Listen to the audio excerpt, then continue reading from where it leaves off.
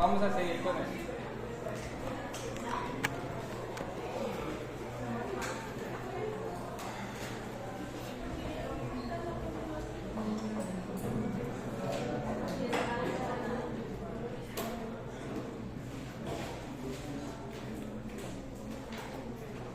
Ok, entonces vamos a seguir. Vamos a hacer rápidamente un resumen. Entonces, el forming cuando pasa va a cortar al hipotálamo en dos porciones, una parte medial y una parte lateral. La parte lateral está el núcleo lateral que es encargado del centro del hambre. Después hacemos un corte y vamos a ver la parte medial como está allí. Entonces empezamos por los núcleos supraquiasmáticos. Empezamos con el núcleo supraquiasmático. ¿Qué función tiene el núcleo supraquiasmático? Biológico. Después tenemos el núcleo supraóptico y el núcleo paraventricular. ¿Qué van a formar esto rápidamente? Supraóptico, vasopresina, y el paraventricular, oxitocina. Esas neuronas que tiene, esas son neuronas que van a ir a almacenarse ¿dónde? En la neurohipófisis. Entonces aquí se va a almacenar la oxitocina y entonces va a funcionar como lo que estuvimos hablando, la oxitocina y la vasopresina. Componentes tanto fisiológicos como conductuales. ¿Qué es lo que hablamos hoy? Muy bien, después tenemos otro núcleo muy importante, que es esto amarillo. Es el área preceptal. ¿Okay? El área preceptal con un núcleo que es el dorso medial, que es aquí. Estos núcleos que están aquí, estos núcleos que están aquí, dorsomediales. Estos van a ser los encargados de producir, de hacer el eje endocrinológico. Observando el eje endocrino, hipotálamo, hipófisis, glándulas. Son los que van a producir hormonas liberadoras y hormonas inhibitorias de la hipófisis. Entonces, estos núcleos van a producir hormona liberadora de, díganme, hormonas que están en la hipófisis. De las hormonas sexuales, ¿cuáles son? LH, FSH, va a haber hormonas liberadoras inhibidoras. ¿Qué más? La prolactina, ¿qué más? Hormona del crecimiento, ¿qué más? Estimulante de tiroides, ¿qué más? La ACTH. Entonces, todas esas hormonas que están en la hipófisis, que se forman en la hipófisis, van a tener ¿cómo se llama? Van a tener su estimulación o inhibición del hipotálamo por las áreas que preceptal y los núcleos dorsomediales. ¿Okay? Todo esto se van a apuntar, todos estos núcleos se van a apuntar también. Se los voy a apuntar acá porque ustedes nos dan nomás de aquel lado. Entonces, estos núcleos, el área preceptal y estos núcleos que están aquí, van a ser los responsables de producir esas hormonas liberadoras de hormonas de la hipófisis. Entonces, estos mediante una circulación hacia la adenohipófisis o la hipófisis anterior que es esta, ¿okay? Van a llegar y van a estimular a esta hormona, a esta glándula, la hipófisis. Ese se llama el sistema portal. ¿Dónde había un sistema portal? En el hígado. Era venoso. En este caso va a ser un sistema portal arterial. O sea, el sistema portal que ahorita lo vamos a ver más adelante, va a llevar estas hormonas hasta aquí. Y entonces esas hormonas van a estimular para producir todas las hormonas que les dije. ¿Cuáles dijimos? ¿A qué glándulas endocrinas tenemos? Testículos, ovarios, ¿qué más? Tiroides, ¿qué más? Glándula suprarrenal, ¿ok? Bueno, para tiroides, ¿qué otra? Bueno, la hormona de crecimiento que no necesariamente va a ir a los huesos, va a ir a toda la economía, ¿ok? Entonces, pero va a ir por un sistema portal. Recuerden que la neurohipófisis, las axones de estos núcleos van a ir directamente a secretar las hormonas aquí, o los neuromoduladores, y de allí van a salir al torrente sanguíneo. ¿Ok? Muy bien. Ahora, hay un núcleo allí, que es el núcleo anterior. Los puse ahí porque no en esta posición no los tienen. El núcleo anterior, aquí está, el núcleo entre negro y morado. El núcleo anterior es muy importante. ¿Ok? Porque ese núcleo anterior está en relación con dos funciones muy importantes. El sistema parasimpático, el sistema parasimpático. Es decir, cuando se estimula ese núcleo, tenemos todos los efectos parasimpáticos. Ahora ya conocemos, fíjense, desde dónde va estimulado el sistema autónomo. ¿Sí? Y este núcleo anterior, porque tenemos a tener un núcleo posterior que va a ser el sistema sistema simpático. Entonces, este núcleo anterior va a ser sistema parasimpático, este va a ser sistema simpático. El anterior parasimpático, el posterior simpático. Esos núcleos van a tener ¿cómo se llama?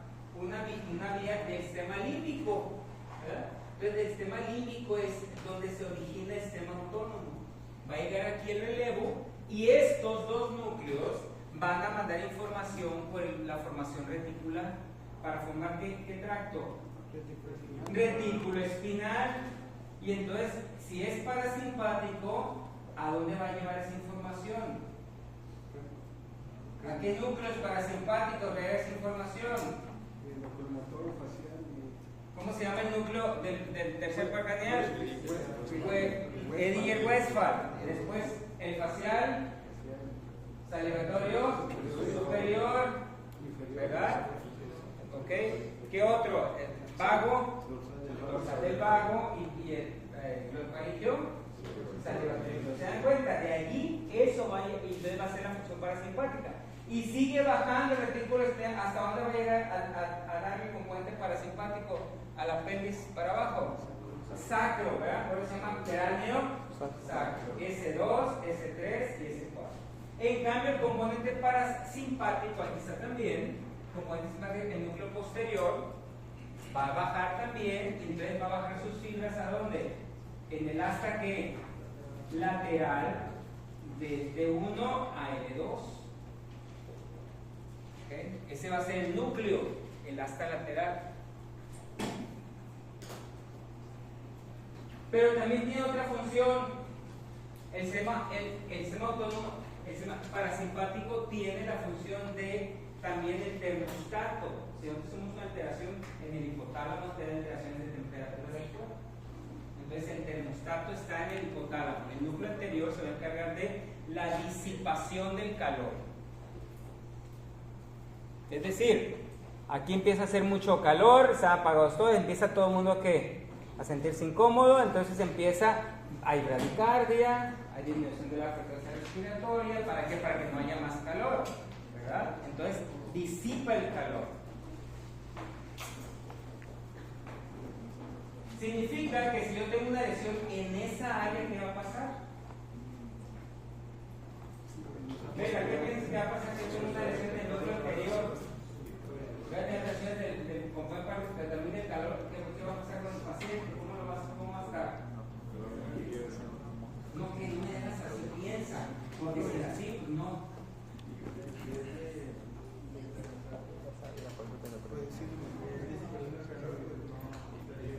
¿Cómo va a ser el paciente? Si es una lesión del núcleo anterior, ¿cómo lo vas a encontrar? ¿Caliente o frío? Hay dos. Caliente, ¿por qué? Porque si le va a subir la temperatura no va a poder disipar, ¿verdad? Entonces el paciente va a tener hipertermia. Hay pacientes que están en la terapia intensiva con una lesión de aquí y tienen 40 de temperatura. ¿Qué pasó?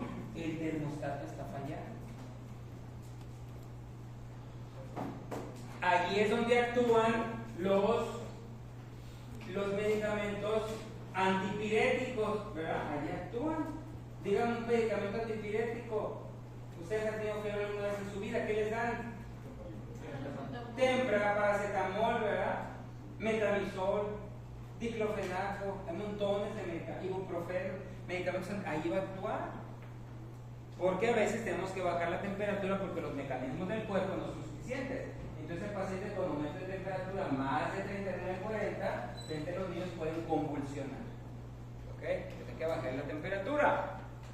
Pero también dijimos que había un núcleo Posterior, de una vez lo vamos a hablar del núcleo posterior. El núcleo posterior tiene que ver con el sistema simpático, pero también tiene que ver con la ganancia de temperatura. Cuando ustedes tienen frío aquí, ¿qué empiezan a hacer? Temblar. Empiezan a ver taquicardia, aumentar respiración, a temblar. ¿Por qué? Porque intentan que producir calor.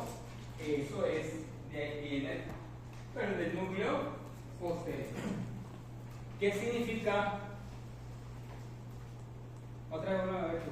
¿Qué significa si yo tengo una lesión del núcleo posterior? ¿Qué va a pasar? ¿Cómo vas a encontrar al paciente? Rápidamente, porque se nos acaba de llegar como 20 minutos tarde. Frío. Va a tener frío. La fiebre, la temperatura abajo. Temperatura abajo. ¿Qué? Díganme alguien más. Resulta que las vías de aquí van todo aquí, por acá se van todas las vías, por acá está. Si ustedes se dan cuenta, allá está el tallo encefálico, va bajando las vías para allá. Entonces, las del núcleo anterior también se van a lesionar si tengo una lesión del núcleo posterior. Entonces, se dice que una lesión del núcleo posterior, el paciente va a tomar la temperatura del ambiente en que está. Es como los reptiles, ¿verdad? Como los reptiles. Si está frío, frío. Si está caliente, caliente. Pues no se mueren, ¿verdad? No se mueren. Si está congelado, pues ahí se queda. Frío. Si está caliente, tampoco. Caliente, ¿verdad? Pero nosotros no podemos estar así. Y eso pasa con los niños. Los recién nacidos, ¿qué pasa con los recién nacidos? Tienen inmaduro el hipotálamo. Entonces, ¿qué pasa si ustedes lo dejan destapado? Se enfría y se muere. Pero si lo dejan ustedes en un incubador y no le controlan la temperatura, lo van a rostizar, ¿verdad? Porque va a tomar la temperatura que tenga. Por eso esas son las cosas. Si ustedes lo tapan demasiado al niño y se lo caen demasiado, va a tener problemas. ¿Entendieron eso? Ande.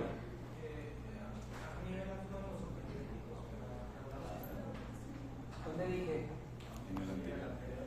Entonces, ¿qué es lo que hacen?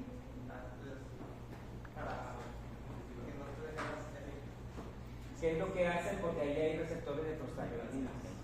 Entonces van a inhibir la prostaglandina y van a inhibir al núcleo. De tal manera que entonces eso, ¿cómo se llama? Estamos inhibiendo al núcleo. ¿Para qué? Para que ya no eleven más la temperatura. Muy bien. Ahora, otro núcleo que tenemos también, si tenemos un núcleo lateral, vamos a tener un núcleo medial. El núcleo medial tiene que ver con el centro de la saciedad. ¿Ok? Núcleo medial. ¿El lateral qué era? Del hambre. Y el núcleo medial va a ser el núcleo de la saciedad. ¿Ok? Ya no tengo ganas de comer, ¿verdad? Se activa ese núcleo y el paciente deja de comer. ¿Ok? Muy bien, núcleo de la saciedad. Y entonces, bueno, aquí tenemos el núcleo posterior, ¿ya lo vieron? El núcleo posterior, el ventromedial y el dorso medial tienen que ver con ¿qué dijimos? Con el presentar la parte endocrina del hipotálamo. Y ahora tenemos aquí un núcleo, bueno, y junto con el núcleo arqueado, todas estas áreas, ¿verdad? El núcleo arqueado. Aquí está otro núcleo. Se llama tubero infundibular. Tubero infundibular. Tubero infundibular. También le podemos llamar tubero mamilar. Ese núcleo va a ser un núcleo encargado de que va a tener que ver con el estado de alerta. ¿Okay? Cuando ustedes tienen gripa, ¿qué les dan? ¿Qué le dan? Están escurriendo la nariz, ¿qué les dan? ¿Cuál? ¿Y qué es la loratadina? Un antihistamínico, ¿verdad? ¿Y qué pasa con la loratadina? Bueno, con la loratadina específicamente no, pero con los antihistamínicos de primera generación, cloferamina, etc. ¿Qué pasa? ¿Cuál es el efecto colateral? Sueño, ¿verdad? Muy bien. Significa que ese núcleo es está secretando histamina, y la histamina es para el estado de alerta, nos mantiene despierto. Okay. Entonces va a tener, cuando veamos estado de vigilia, vamos a ver a ese núcleo, ¿okay? Que también tiene que ver con el estado de alerta. Y por último tenemos al cuerpo mamilar. El cuerpo mamilar tiene fibras, si ustedes se dan cuenta. ¿Quién llega allí? El fornix, dijimos, ¿verdad? Que llega el cuerpo mamilar y luego también regresa al tálamo y se regresa al núcleo anterior. Entonces está haciendo un circuito que tiene que ver con el sistema límbico, tiene que ver con las emociones y la memoria. ¿Ok?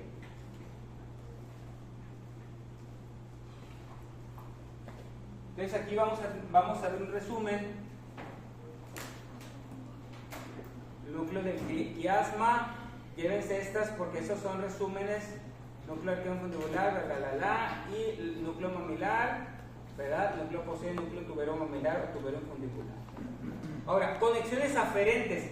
¿Quién le manda información al hipotálamo? ¿De dónde llega la información al hipotálamo? Pues del área prefrontal del lóbulo temporal, ya lo vimos. Área septal, ¿verdad? También de la amígdala, formación reticular, todo eso le llega información, ¿sí? A estimular ciertos núcleos. Y después, eso parece un relajo, ¿no? No importa, no, para que vean las conexiones, solamente cómo están llegando. Pero aquí vean interesantemente las fibras eferentes. Fíjense ustedes las fibras eferentes. Fíjense, mediante este fascículo, ¿qué va a hacer? ¿Va a formar qué fibras? ¿A dónde va? A la formación ¿qué? Reticular, para bajar el sistema autónomo, ¿verdad? El núcleo anterior del tálamo para hacer ese círculo, ese circuito hacia el sistema límbico, ¿verdad? Y igualmente a la formación reticular. ¿Ok? Ahí están otra vez las vías que bajan, ¿verdad? Las vías que dan formación reticular y al sistema límbico.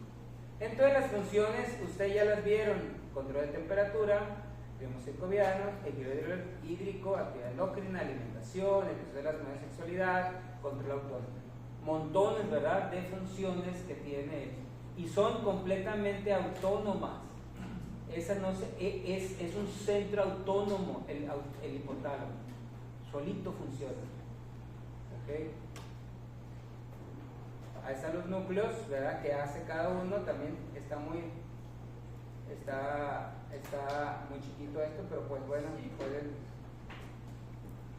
ya ese es el resumen de todo lo que hemos visto. ¿Ok?